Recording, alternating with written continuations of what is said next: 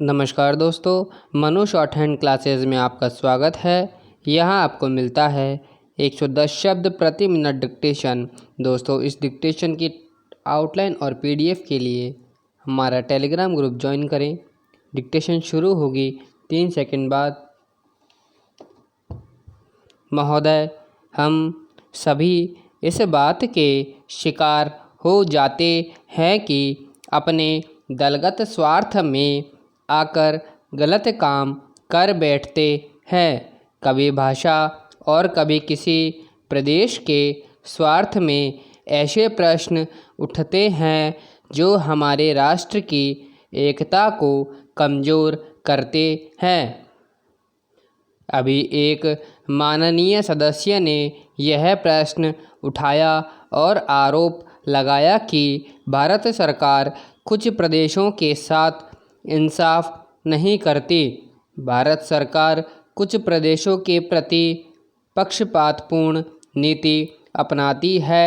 यही मनोवृत्ति है जिसमें एक प्रदेश को दूसरे प्रदेश के विरुद्ध भड़काया जाता है, एक जाति को दूसरी जाति के विरुद्ध खड़ा किया जाता है, एक धर्म को दूसरे धर्म के विरुद्ध खड़ा किया जाता है और एक भाषा और दूसरी भाषा वालों के बीच में भड़काव पैदा करके लड़ाई पैदा की जाती है। यही मनोवृत्ति है जिसको हमारे विरोधी दल के बहुत से लोग भड़काकर पैदा करते हैं। उनकी अपनी गलत नीतियों के कारण विशाल दृष्टिकोण नहीं होता है और वे उसे प्रश्नों को उभार कर अपना स्वार्थ सिद्ध करते हैं।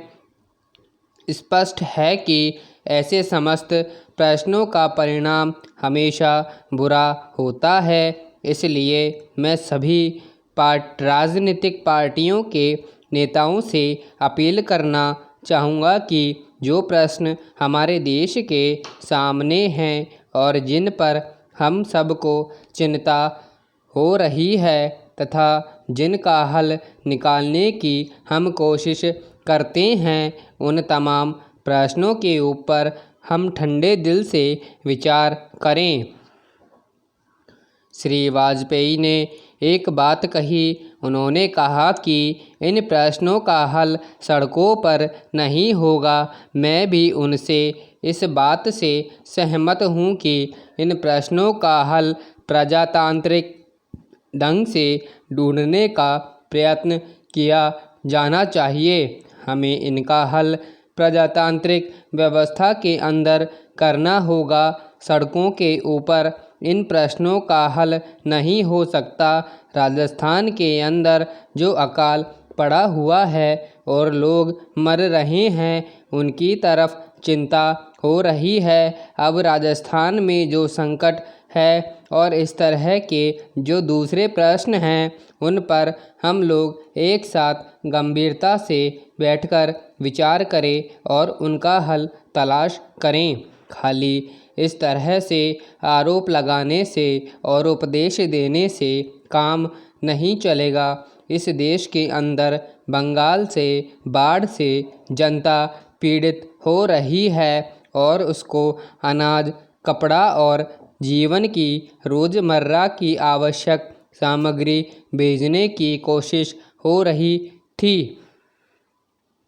महोदय, उस ज़माने में रेलवे कर्मचारियों को भड़का करके हड़ताल करना और फलस्वरूप एक ऐसी व्यवस्था पैदा करना जिसके कारण बंगाल के पीड़ित लोगों की सहायता न की जा सकी, उचित कार्य था। लेकिन यह कार्य मेरे घर के भाइयों ने किया था।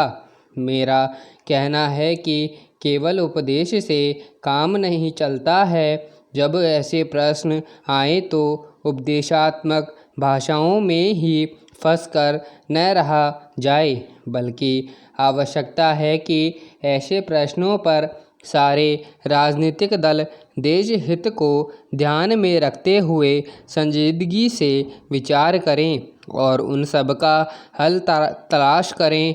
आज श्री वाजपेयी ने प्रधानमंत्री पर कुछ आक्षेप किए। वे बड़े गुस्से में थे और इतने गुस्से में थे कि उन्होंने अपना मस्तिष्क का संतुलन खो दिया।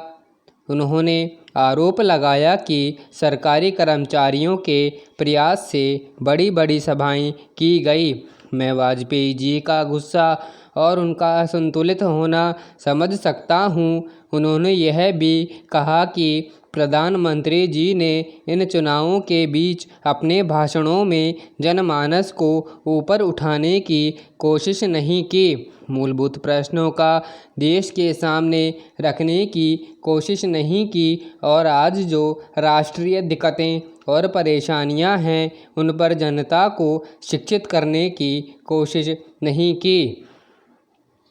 प्रधानमंत्री ने अपने चुनाव भाषणों में देश के अंदर जो शक्तियां राष्ट्रीय एकता को भंग कर रही हैं, धर्म के नाम पर, जाति के नाम पर, भाषा के नाम पर या क्षेत्रीयता के नाम पर संकीर्णता की भावना पैदा कर रही है, जनता को उनसे सजग किया।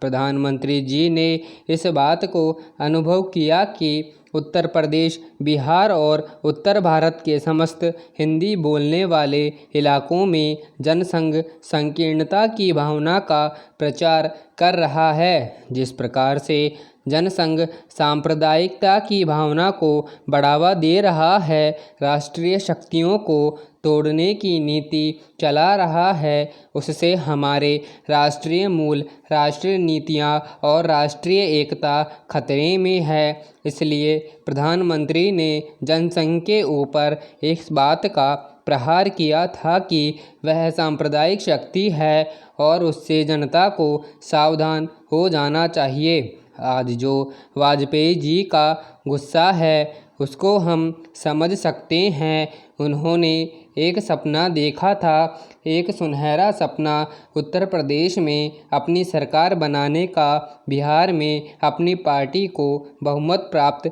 कराने का। समाप्त। धन्यवाद।